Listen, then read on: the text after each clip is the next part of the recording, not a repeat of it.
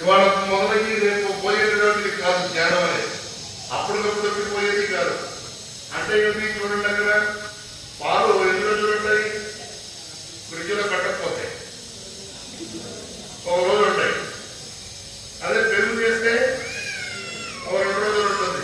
దాంట్లోకి వెన్న తీస్తే ఒక 4 రోజులు ఉంటుంది, తేలిగ్గా ఉంటుంది, కనీసం 15 రోజులు ఉంటుంది. దాంట్లోకి నెయ్యి తీస్తే ఎప్పటికీ ఉంటుంది. అదేవిధంగా పాలు అనేటువంటిది మన మనసు.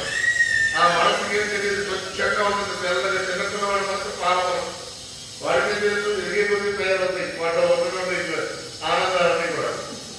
అదేవిధంగా ఆ పాలు నాటి మనసులు ఏం చేస్తారు, గురువులు అనేటువంటి వాళ్ళు పుడికిన తర్వాత బాగా మరక కాచి దాంట్లో కొద్దిగా మజ్జిగ చుట్టూ వేస్తారు. అంటే వీళ్ళ జ్ఞానాన్ని వాళ్ళకి పంచుతారు. అది కాస్త గడ్డ కడుతుంది, ఇది పెరుగు. ఆ గడ్డ కట్టినటువంటి దాన్ని ఏం చేస్తారు, కవం అనేటటువంటి సాధనతో చీకుతారు. దానివల్ల నవనీతము, నవ అంటే కొత్తదైనా, నీతము అంటే మనసు, వెన్న. ఆ నవనీతం బయటకు వస్తుంది. ఆ నవనీతం బయటకు వచ్చిన తర్వాత దానికి ఏంటి, అప్పుడు దాన్ని బాగా మరగబెట్టి, ఇగో ఈ దేశంలో ఇట్లా ఉంది, ఈ విధంగా ఉంది, ప్రజలు ఈ విధంగా ఉన్నారు, ఈ లోకం ఇలా ఉంది అని చూపించడం వల్ల అది మరిగి మరిగి నెయ్యిగా తయారై జ్ఞానం అనేది ప్రకాశిస్తుంది. ఆ విధంగా ఆ నేతితో స్వామివారికి అభిషేకం చేయడం వల్ల, అందుకని పూర్వకాలంలో పప్పన్న కలుపుకుంటే చాలు, మోచేతి పెట్టాలి, నెయ్యి కాలేదు. ఇప్పుడు ఒక చొక్కేసుకుంటున్నారు, అందుకని 2 వేళ్ళంతా అంటే క్యారెక్టర్ తీస్తున్నారు. అలా ఉంది పరిజ్ఞానం.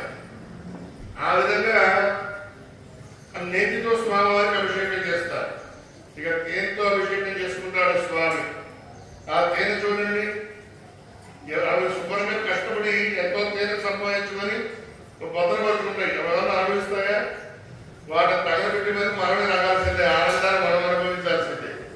అందుకనే తల్లి గర్భము నుండి ధర్మదేయుడు వెళ్ళిపోయింది నాడు వెంటరాదు, లక్షాధికారి లవణ వర్ణమే నీ తెలుగు బంగారము దిగ్గకూడు, విత్తమార్జన చేసి వెర్రనీకుడు గాని కూడబెట్టిన సొమ్ము కూడవకూడు.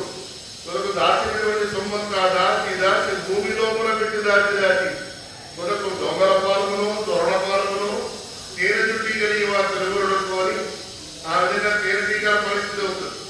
అందుకనే ఏం చేస్తాయి, అమ్మకున్నాన్నకు 6 బిడ్డలకు అతిథి అభ్యాసాలకు వరకు మనం ధనం సంపాదించాలి.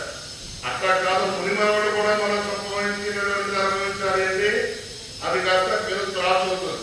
అందుకని కొన్ని వీడు కోట్లకు పడగలెత్తారు అంటారు, వాడు ఏదో గర్వంగా ఫీల్ అవుతాడు. కానీ ఆ కోట్ల